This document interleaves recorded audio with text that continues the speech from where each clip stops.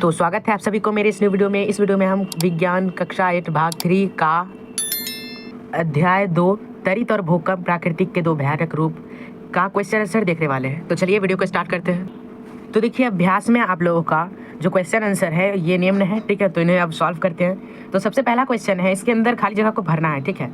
तो सबसे पहला क्वेश्चन है, सजातीय आवेश एक दूसरे को डैश करते हैं और विजातीय आवेश एक दूसरे को डैश करते हैं। सबसे पहले हम ये समझेंगे कि सजातीय आवेश और विजातीय आवेश किसे कहते हैं। तो देखिए जब आप चुंबक को लेते हैं या देखते हैं, जैसे समझ लीजिए यहाँ दो चुंबक है, ठीक है। और चुंबक का एक पोल साउथ होता है, एक नॉर्थ होता है, और एक नॉर्थ होता है, एक साउथ होता है, समझ रखे हैं। अब देखिए हम क्या करते हैं, किसी को मान लेते हैं, जैसे इसे प्लस मान लेते हैं, यहाँ माइनस मान लेते हैं, ठीक है। इसे माइनस मान लेते हैं, यहाँ प्लस मान लेते हैं। यहाँ देखिए इसे माइनस माने थे, इधर माइनस, ये प्लस था तो इसे भी प्लस मान लेंगे, ठीक है। और ये भी प्लस और ये भी माइनस, ठीक है। अब देखिए ये क्या होता है, आप चुंबक को देखिए नॉर्थ और साउथ पोल दोनों को अट्रैक्ट करते हैं, यानी एक दूसरे में सटने का प्रयास करते हैं। ये दोनों एक दूसरे में सटने का प्रयास करते हैं। लेकिन अगर हम साउथ साउथ ला देते हैं एक तरफ तो ये दोनों भागते हैं, आप देख रखे हैं। तो वैसे ही क्या होता है, विद्युत में भी कार्य होता है, यानी कि आवेश में भी वैसे ही होता है, ठीक है। तो आपको समझा दे कि असमान आवेश जो होता है, ठीक है, ये जो होता है एक दूसरे को आकर्षित करते हैं, ठीक है।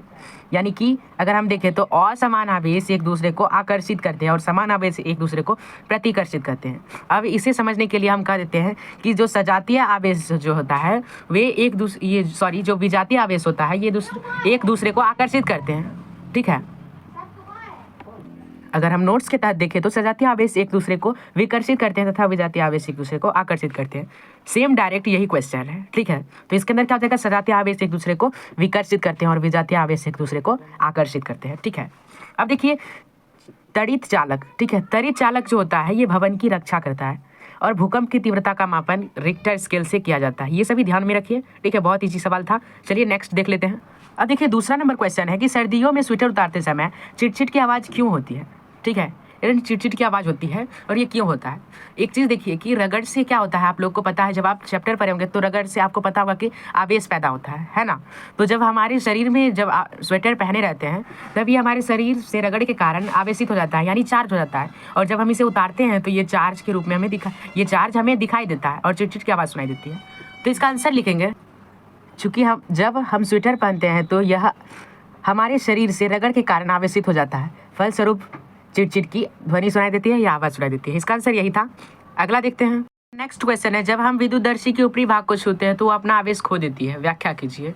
तो इसका उत्तर है, जब हम विद्युतदर्शी के ऊपरी भाग को छूते हैं तब उसका आवेश जो है हमारे शरीर से होकर पृथ्वी में चला जाता है, फलस्वरूप वो अपना आवेश खो देता है।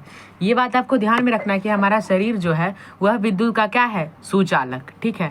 और हम किसी भी विद्युत को छुएंगे तो उसका आवेश जो है वह हमारे शरीर से होकर के पृथ्वी के अंदर चला जाता है, फलस्वरूप हमें करंट भी लगती है, ठीक है। ये भी ध्यान में रखिए, ठीक है। तो उसका आंसर यही था, आप इसे लिख लीजिए। अगला देखते हैं तब। तो अगला क्वेश्चन है हमारा, भूकंप मापी का चित्र बनाकर उसके मापन विधि को लिखिए।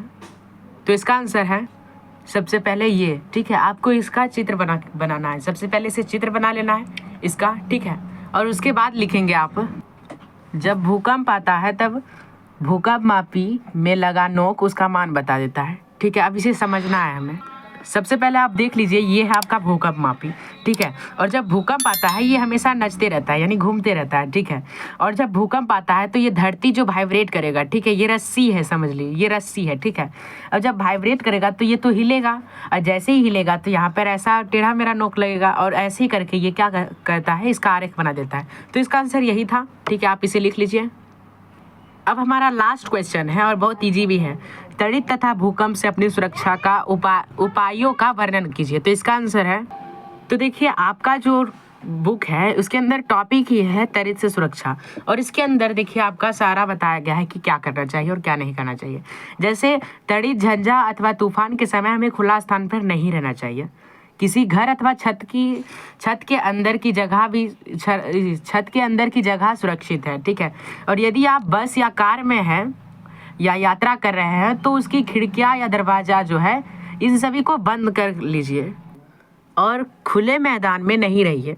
मकान तथा छत खेत अथवा बड़े वृक्ष के नीचे भी नहीं रहना चाहिए। यदि आप बगीचे अथवा जंगल में हैं तो छोटे वृक्ष के नीचे शरण ले लीजिए, और यदि खेतों में है तो वहाँ कुछ वृक्ष है तो उसके नीचे रहिए, ठीक है। और खुले मैदान में या फिर लेट जाइए, क्योंकि जो तड़ित जो होता है वो खड़े वाली चीज़ पर ज़्यादा जल्दी लगता है, ठीक है। अच्छा, इस सबको आप लिख लीजिएगा, ठीक है। और ये तो था तड़ित का, ठीक है। तो भूकंप का भी है कुछ।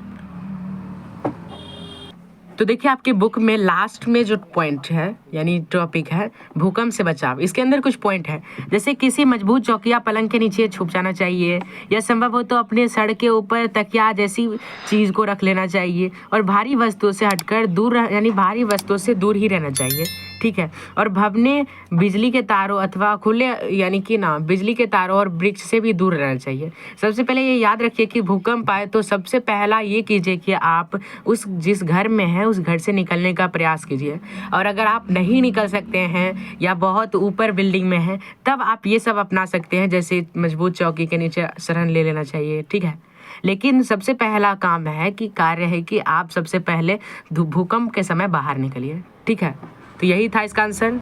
तो इस प्रकार आपका सारा क्वेश्चन समाप्त हुआ। मिलेंगे कभी और वीडियो में, तब तक के लिए बाय बाय, ठीक है। और आप अपना पढ़ाई जारी रखिए, हम फिर से नई वीडियो के साथ उपस्थित रहेंगे, और संभव हो तो सब्सक्राइब कर दीजिएगा हमारे चैनल को।